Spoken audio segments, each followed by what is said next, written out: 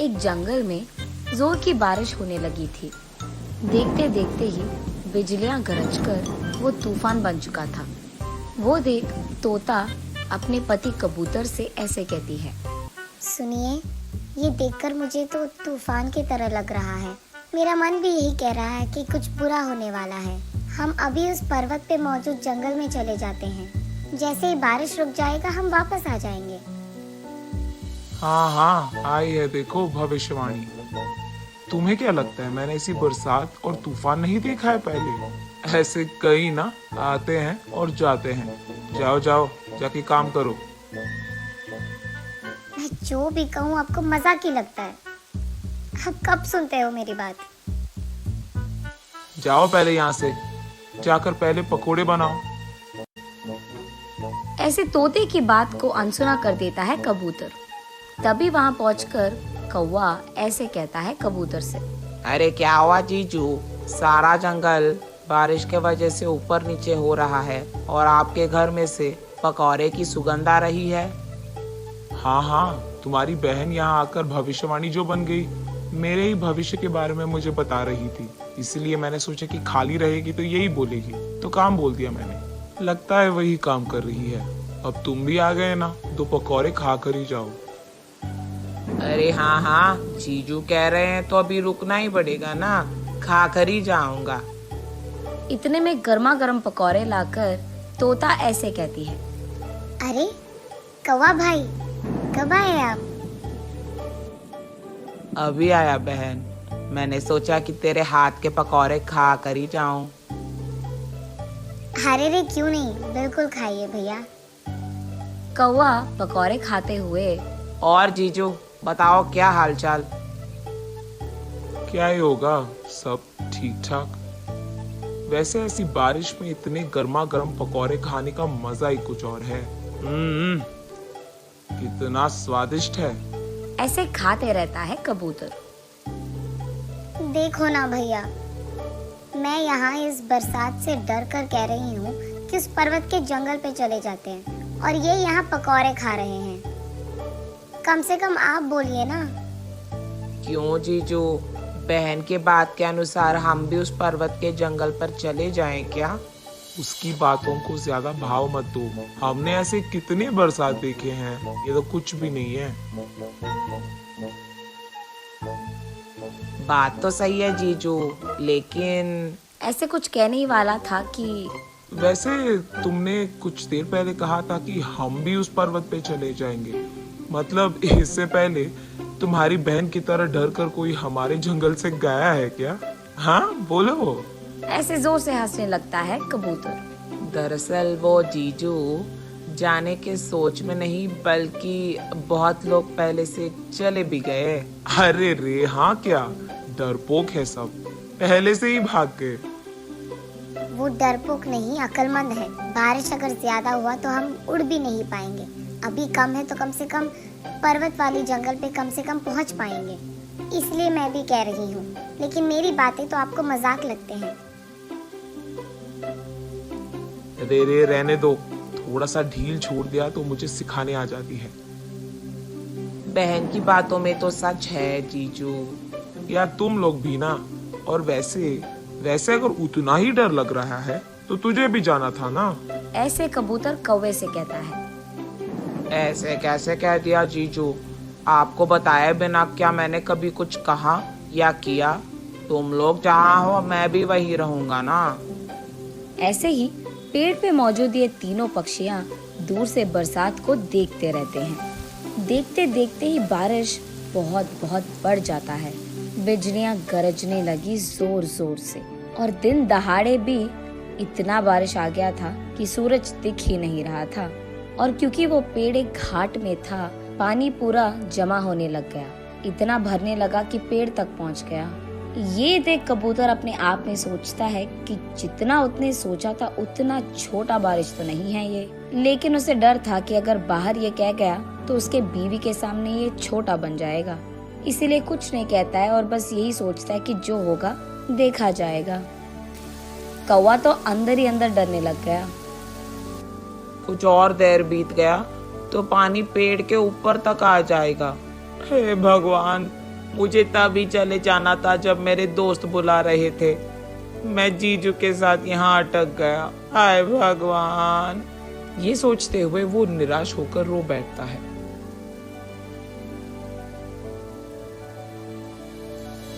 इतने में किसी की जोर की चीखें सुनकर तीनों पक्षी बाहर देखते हैं।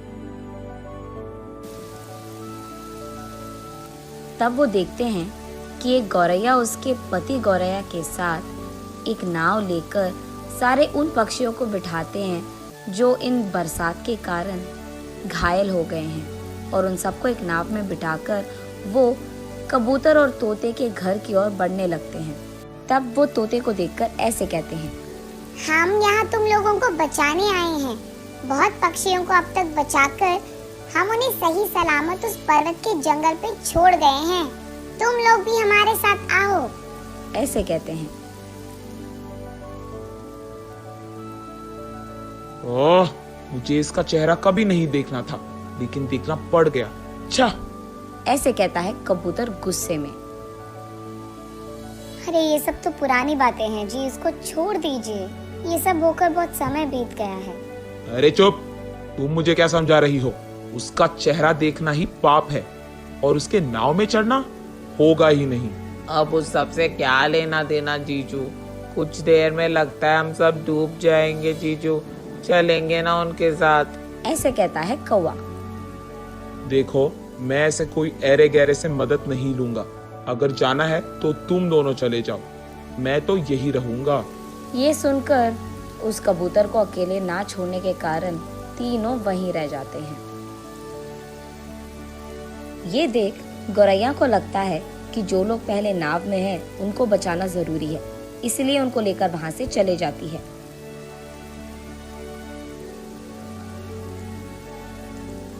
मुझे पता था कि मेरा जीजू मूर्ख है, लेकिन इतना मूर्ख है ये तो नहीं पता था।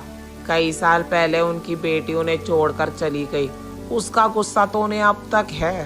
हाय भगवान, न जाने क्या ही होगा। ये सोचकर सभी एक ही बार अतीत को याद करते हैं। गौरैया कबूतर और तोते की इकलौती बेटी थी, और उसको बहुत प्यार से वो दोनों बड़ा करते हैं।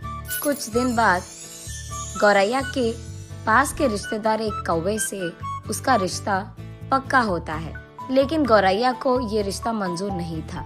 तब वो ऐसे कहती है, पापा, मुझे ये शादी मंजूर नहीं है।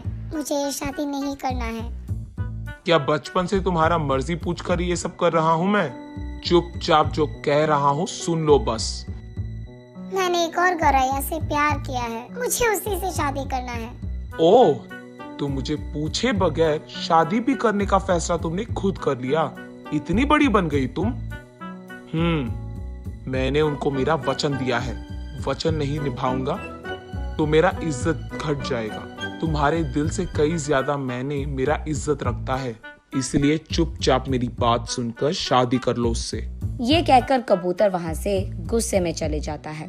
अगले दिन गौरैया वहाँ से चुपचाप भागकर अपने दोस्तों के समक्ष में उसके गौरैया प्यार से शादी कर लेती है।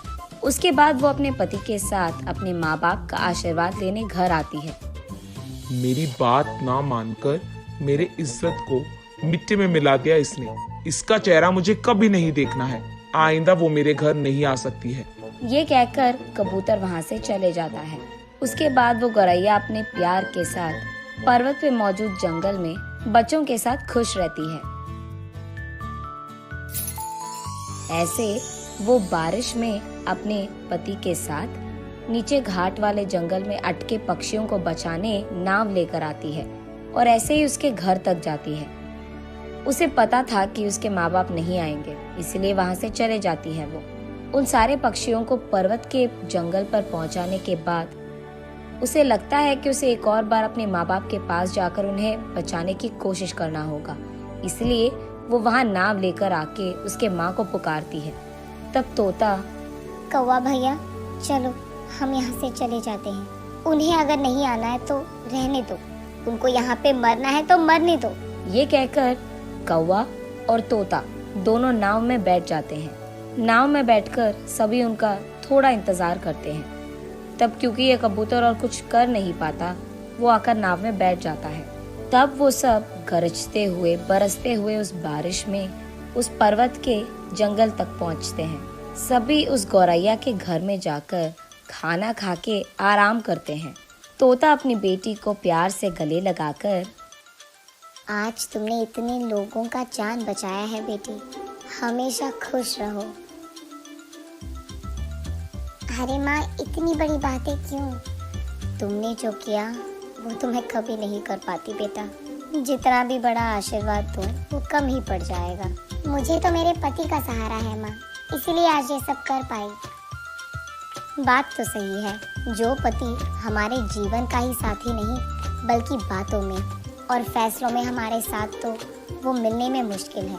और जब ऐसे लोग मिलते हैं और हमारे बगल में होते हैं तब अपने आप को किस्मत वाले कह सकते हैं। कुछ लोग रहते हैं सिर्फ अपने जिद पे अड़े रहते हैं और कभी किसी और की सुनते नहीं हैं, मूर्ख होते हैं वो। ऐसे उसके पति कबूतर के सामने ही कहती है तोता। जीजू की सही टक्कर है मेरी बहन। तब सब बारिश कम होने तक वही गौरैया के घर पे आराम करते रहते हैं।